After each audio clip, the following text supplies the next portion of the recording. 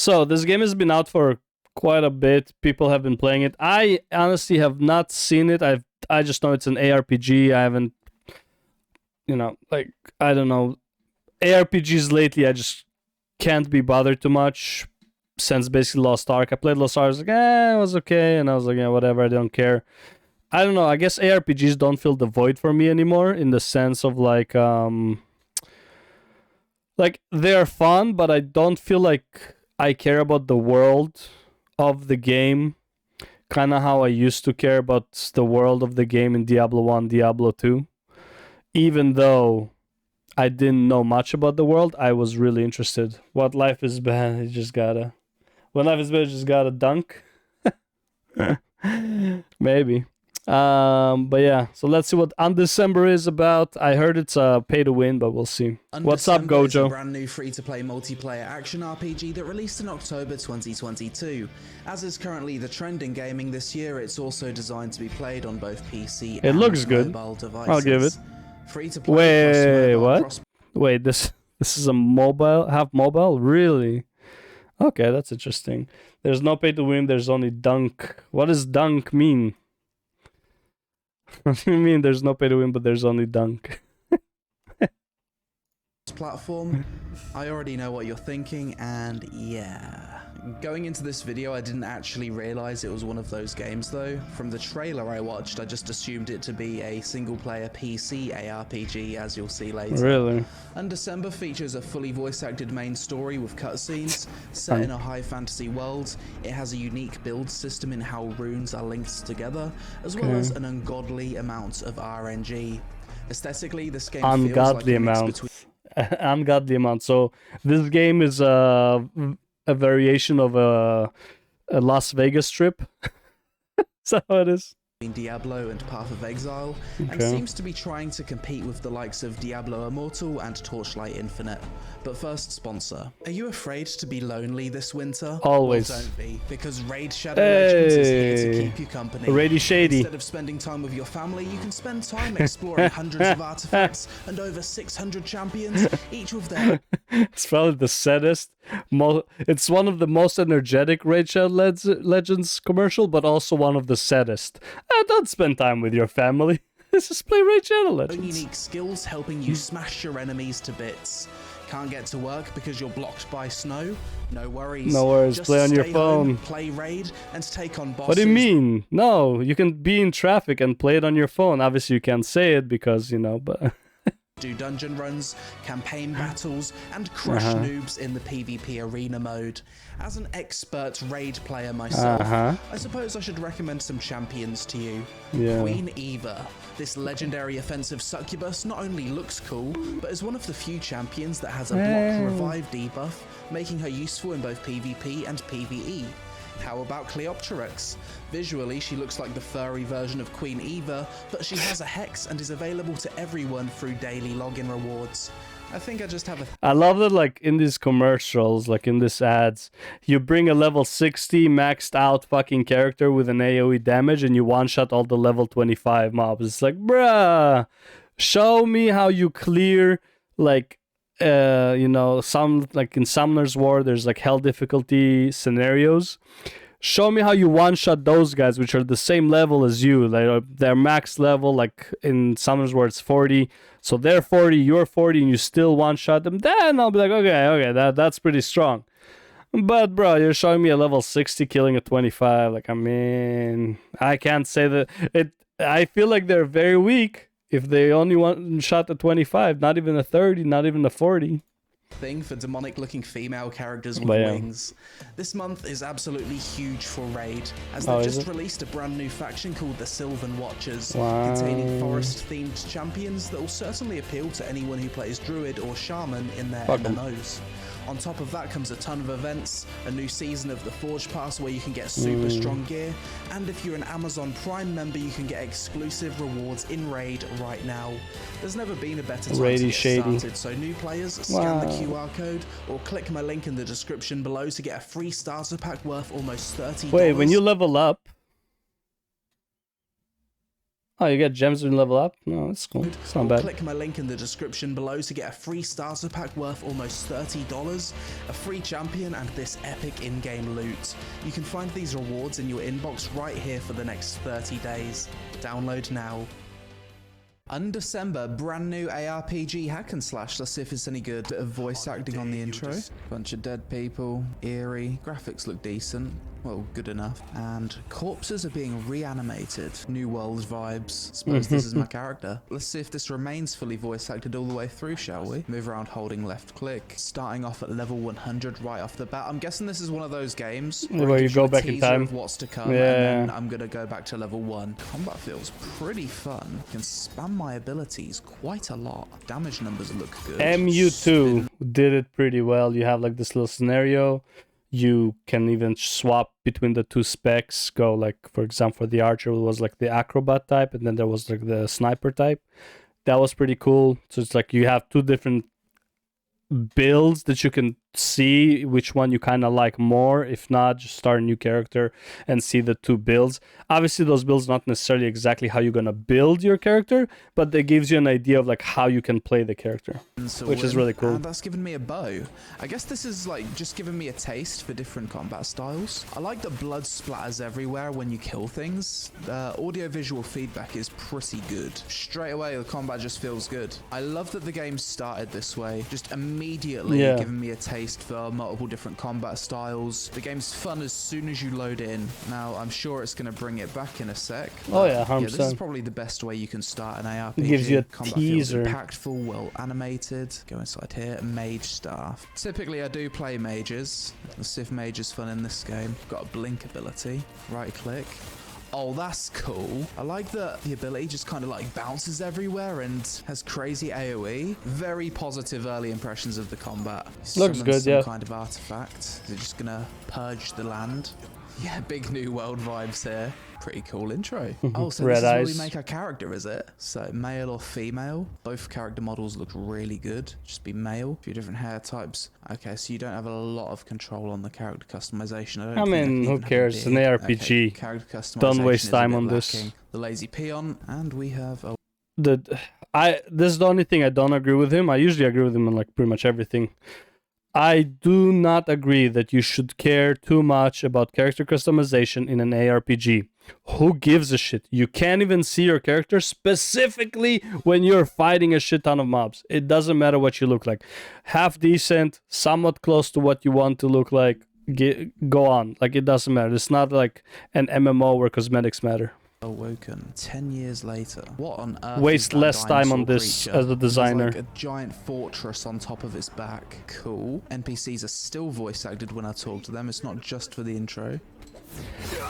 Wrecked. Sword, wand, or bow. What do we want to go for? Not really too sure what weapon to build, to be honest, because during the intro, the gameplay for all three weapon types was pretty good. I guess we'll just go with sword. So yeah, like I predicted, now I don't have any abilities. I've just got right click. During the time of making this video, the game's sitting at 44% positive reviews, which is pretty low. So far, so good with the intro, but if it's 44% positive, there's got to be some major issues. Let's see how quickly it takes me to find those issues. Giant dinosaur creature's head. That's really cool. Lining the ballista. Look-wise, looks fine. What are we shooting?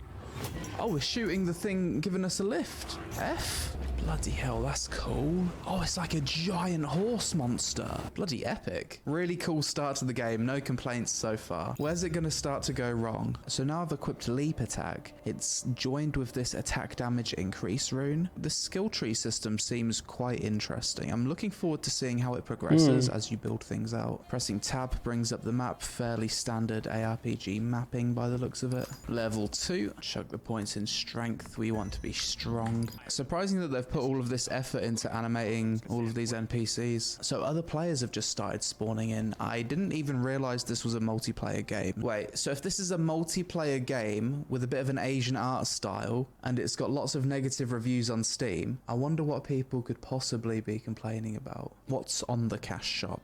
Cancer. It's an ARPG with a little bit of create problems to sell solution. So I wasn't too informed on this game going into it. I just kind of saw people talking about it and downloaded it. I didn't know it was a multiplayer game. It's also clearly an Asian game, and it's free to play, which automatically means it's pay to win. It's Unreal 4, right? right? To what extent you can enjoy the game as a free to play player. Exclamation mark. Oh god. I've been playing the game for less than 30 minutes and I've already got exclamation marks to click. Is this actually a mobile game? Because opening it up, it didn't seem like a mobile game. Mobile-esque rewards, login stuff, exclamation marks to click on, battle pass, daily mission. Fuck me, is this Diablo Immortal? Mate, I mean, this, like, the Steam reviews would be bad if first of all, let's say it like this. This game probably plays better on PC than Diablo Immortal. Might not be as heavily monetized as Diablo Immortal, and people on PC would hate it just as much as Diablo Immortal because it's a mobile game that also works on PC. Let me play the game for 2 hours before you slap me around the face with the fucking monetization dick. Like, let me get a little bit invested before you fucking pull out Bobby Kotick's schlong, fucking smack me around the face with it. And hey, wrong game. About everything that we all hate about modern gaming. Let me get a little bit invested first, okay? Little bit quick to whip your dick out, just saying. Now I need to Google if this is actually a cross-platform game. It actually is. These mobile PC cross-platform games are becoming more and more difficult to see them for what they really are. For the first 20 minutes, until other players started popping up, until I noticed the cash shop and I've got all these exclamation marks to click on, I had no idea this was a cross-platform mobile game. I know that on the intro for this video, I've probably mentioned this is a mobile PC cross-platform, but I always record the intros after I've actually recorded the gameplay experience. Pretty shocked. Let's shut the fuck up about the mobile aspect. Let's give the game a chance. The game, Most games that are released are going to be like this from now on, so give it a fair shake of the stick. Level 5, blazing through I'm blocking levels. him completely. Like my bad, Peon. My bad. Oh, his name's Morris. 10 minutes of blocking Peon. Morris is in the chat. Comment below if your name is also Morris. Oi, he's absolutely wrecking me there. Probably shouldn't have just stood in front of that. Run away when he spins, obviously. Probably should have bought some power. It's always the case with these ARPGs that the early progression feels pretty fast and satisfying. It's a few hours into the game where things start to slow down and become a bit of a ball ache. So usually the opposite, you can see a little icon surround my right-click attack. Basically, when there's this highlight, if a mob's within range, my character's just going to auto-attack it. But it isn't an auto-combat system. I do kind of wonder if this game will have an auto-combat system later on, because that is a common thing in mobile games. I just had a realization. Like auto walk. Something that would be incredibly smart, but also extremely insidious. So remember at the start of the game how I was given a preview of the end game combat. It took me to level 100, all of the abilities were maxed out, and the combat felt super fun. Imagine if what the game was actually giving me a preview of was an ultra end game pay to win build, and just playing free to play, I'd never get to experience gameplay like that. I don't know if that's going to be the case, but it would be pretty smart to give people a taste of extreme pay to win, so they're always chasing that, and then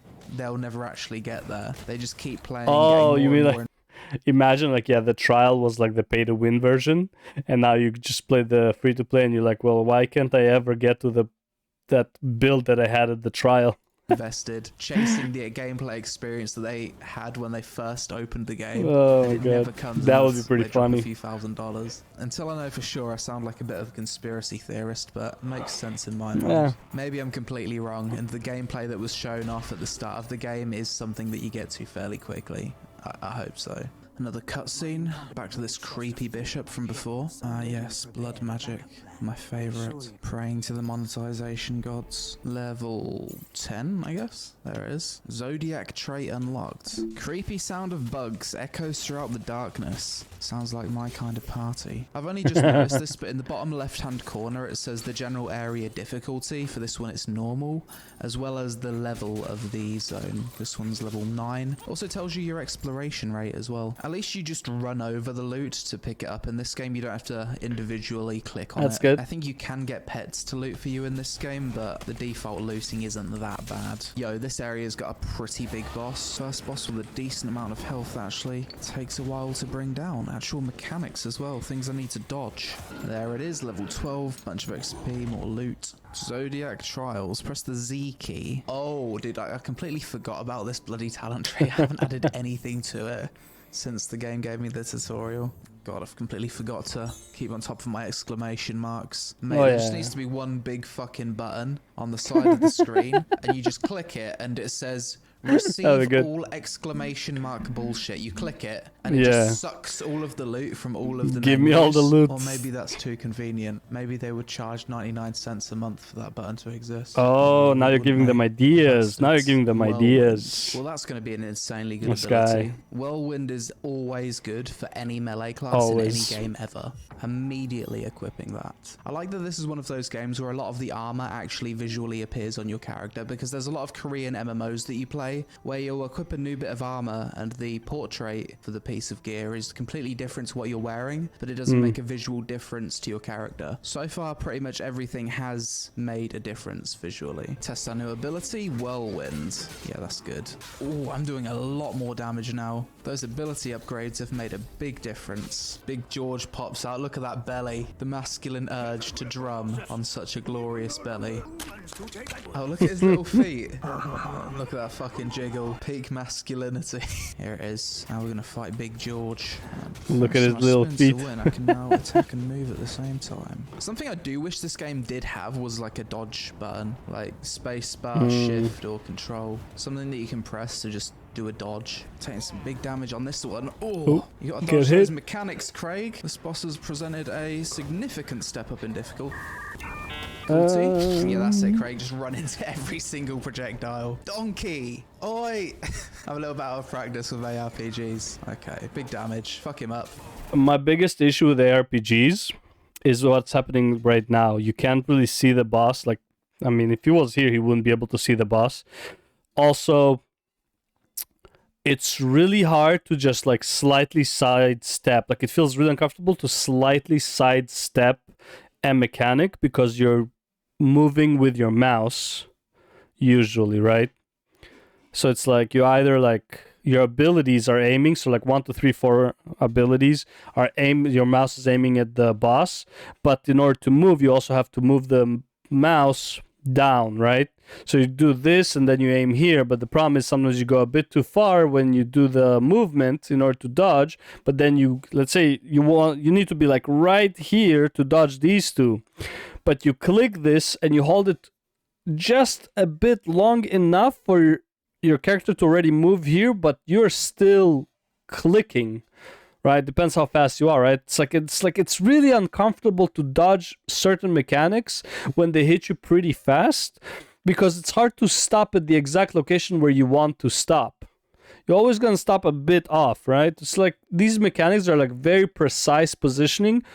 Don't work well for me specifically in ARPGs. They're just extremely uncomfortable to dodge.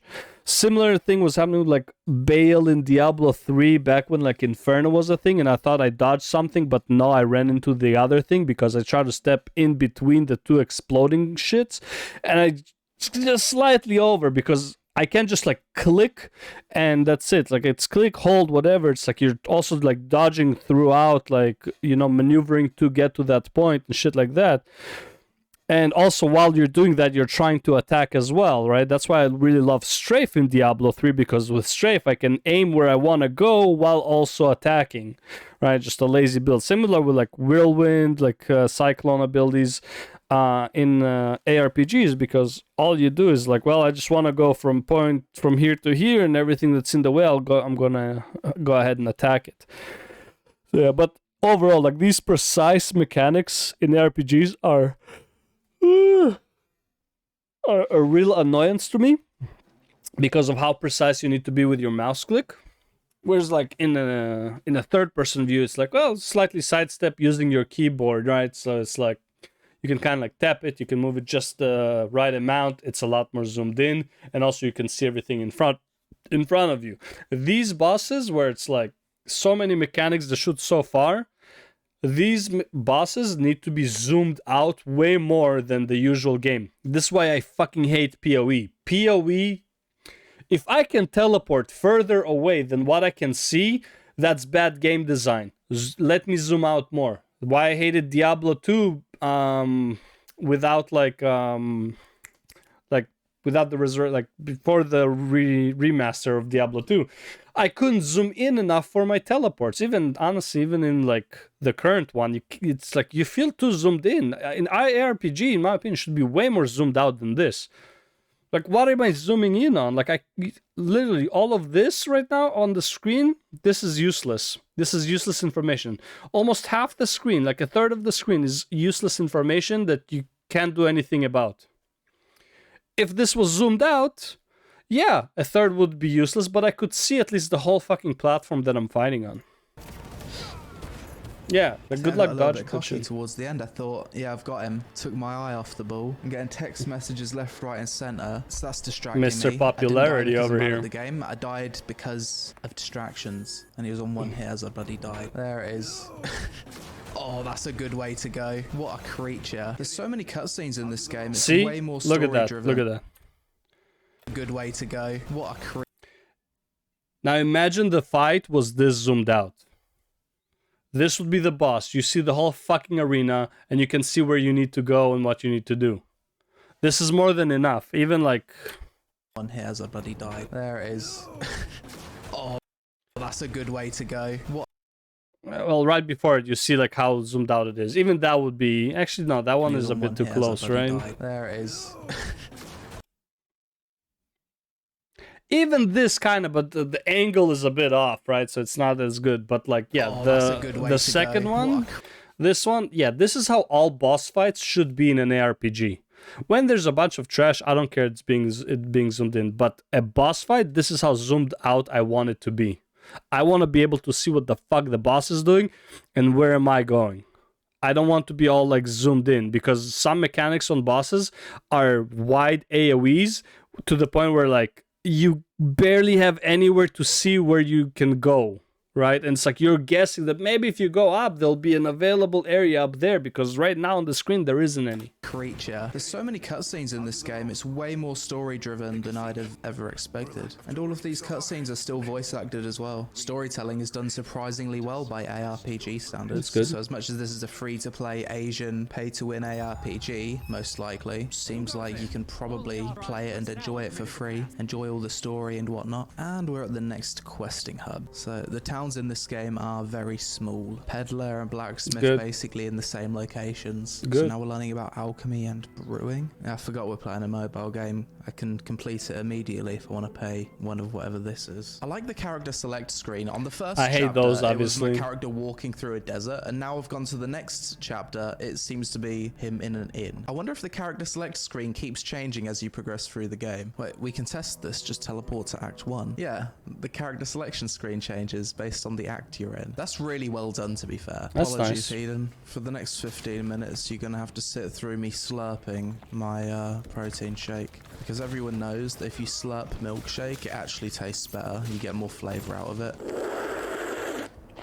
The way the map exploration works is you don't actually need to fully chart every single inch of an area. You just need to find all of the objectives or points of interest. For example, I didn't go over here, but the map is unlocked because I've found all of the objectives. This area is now 100% complete. Another boss with actual mechanics. The last time I fought a boss with mechanics, I got fucked. But now I've actually got some decent abilities. I'm almost dead, and it takes a minute for me to use my healing potion again. I'm gonna die, aren't I? No, so we're gonna dodge everything. Whack. Whack, spin, kill him. Ugh.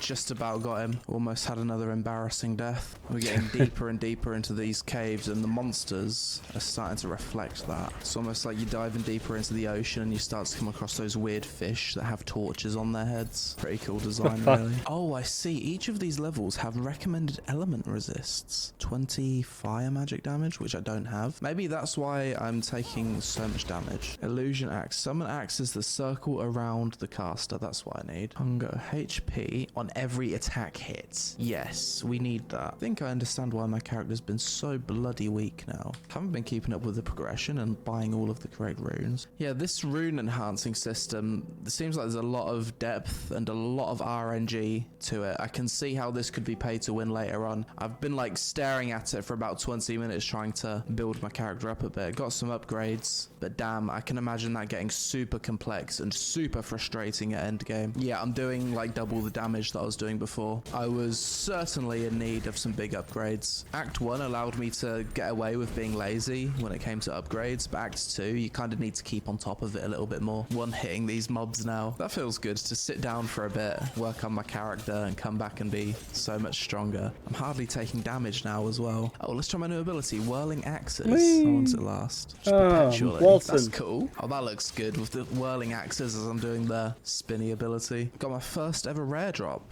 Nothing else has dropped and has just been straight up yellow. Everything else is something that I've had to make yellow by crafting. Level 20. Party dungeon unlocked. Okay, so we're finally getting to the multiplayer stuff. I kind of forgot that this game was even multiplayer for a sec. The only time I've ever seen other players is just in the town hub. Didn't think it was a major part of the game. Yo, did I just get a yellow drop that I can actually use? Yes, I did. Okay, let's identify it. Yo, that's a massive upgrade. Very nice. To tell you the truth, right now I'm having a great time playing this game, and it's a weird feeling because I know that it's not going to last due to the business model. The fact that the game's like 40% positive reviews when I downloaded it, it's clearly just going to absolutely fuck you or disappoint you later on with the monetization. But for now, early on in the game, a few hours in, I am having a great time. I'm really enjoying it, but I know that that feeling of enjoyment is just going to be temporary. It's kind of like a bit of a sad feeling, really. What is this pet even doing? I haven't even noticed. He's just following me around, or is he helping me fight?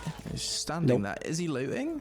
Pet? Nope. What the fuck do pets do? Auto loot unavailable. Item disassemble and sell unavailable. Oh boy, how to loot unavailable. So I can have the pet follow me around and do nothing, or I can like pay real money for him to actually have a function. For 7 days. He's a cute little guy. Right, let's have a look at some of the other pets. Chihuahua, this thing. Oh yes, that's good. A little rat. Might as well dismiss the pet if it doesn't actually do anything. I suppose the auto loot could be nice. You'll just blaze through the levels a lot quicker. I think this greatsword's a lot better, unfortunately. Got 39% attack damage on it. Let's try and re-roll it a bit. Oh my god. Is that a D grade? It's a massive D grade. No. I want to use a greatsword. I clicked enchanted. It's only got 2 of these little things on it and the values are so low. Oh, there's my first little taste of getting pissed off with the RNG gear enhancement. And I'm only level 21. I'm sure it's absolute cancer at endgame. So this is the final zone of Act 2. I'm expecting this to be the final boss fight.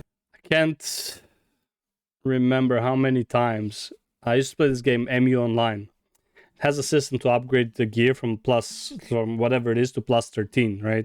And obviously, even if you upgrade to plus 13, if it's not the actual best gear, then you're gonna replace it very, very fast. But after, so up to plus 5, it's 100%. Let me try and remember. Sorry, no, it's not 100% up to plus 5. It's 100% to plus 3. It has a chance to fail up to plus 6. After plus 6, it has a chance to fail, and it also has a chance to completely disintegrate all the pluses and go back to the base version. But that one's already like a different jewel. So Jewel of Blessing was up to plus 6. First 3 for free, like for free. Next 3, you have a chance to fail. Next 3, you have a chance that the item will degrade. And the last ones, I believe you could even like have the item completely get destroyed. I am not 100% sure. It's been a very long time since I played MU Online. But yeah, it's like the closer you go to the plus 13, the worse it gets. That was like, and this game is like 90 something, right? It's like 1990 something. It's super old, maybe early 2000s. And this is before mobile game monetization. This is, so like saying that shit like this came from mobiles, not true. There have been many PC games like this before. Looks like we got a big boy on our hands. Looks like and something from Attack Korean. on Titan. And Korean. Yeah, Attack on Titan vibes here. So this is the final encounter of Act 2, is it? A smaller version of that big Titan. Terror Chief Galenus. When we fought the final boss of Act 1, we actually died. Is that going to happen for the boss of Act 2? I think me understanding how to upgrade my gears made a bit of a difference, hasn't it? Just a bit. Deal damage, doesn't it? There we go. Oh, we almost got okay, yeah, you almost stood in all the mechanics. What are you waiting for? Arrest this rune hunter and take them to prison now. Really? She's gonna arrest me because some guy said he saw me do something bad? My word against his? Where's the due process? Arrest first, ask questions later, I suppose. And with that, we've arrived at Act 3. About 4 hours in at the moment. Let's go to Character Select and see if there's another new character menu.